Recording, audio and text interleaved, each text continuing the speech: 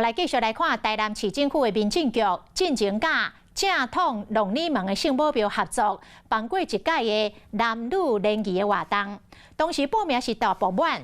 啊，讲后个月8月阁要办一场，这届是开放360个名额，若是配对成功，会当到香客大楼免费带一暝。啊，讲7月15迄天开放报名，无到半点钟，男生的名额就满了，啊，女生的名额嘛伫4点钟后满额。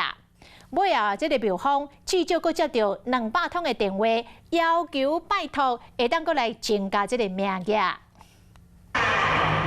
虔诚拜拜，善男信女来求姻缘。台南市府含正统鹿耳门圣母庙进行举办联谊活动，促成未少的好姻缘。当时报名的人是订满满。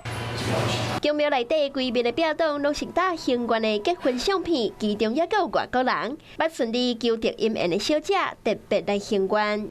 然后到最后来到鹿耳门之后，才知道说，原来他是在这边求的红线。然后我之前也是有来这里求过。正统鹿耳门圣母庙，不少人拢爱来这求姻缘，也有求姻缘的小物，会当结缘促成家话。蛮灵的。香客人还是很多。对台湾人来讲，应该是说蛮灵验的。上届受到欢迎的，就是高新联谊的活动。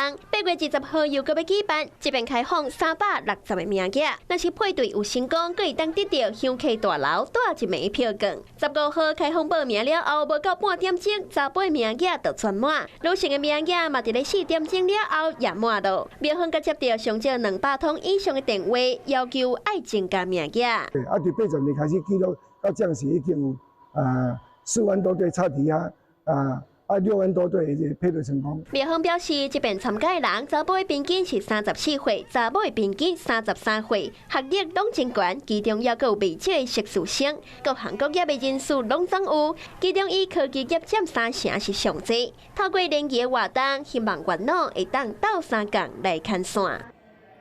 嗨，我是庄宇杰，想要看到更多的新闻内容吗？赶快订阅华视新闻的 YouTube 频道，并且开启小铃铛，跟着宇杰一起看新闻吧。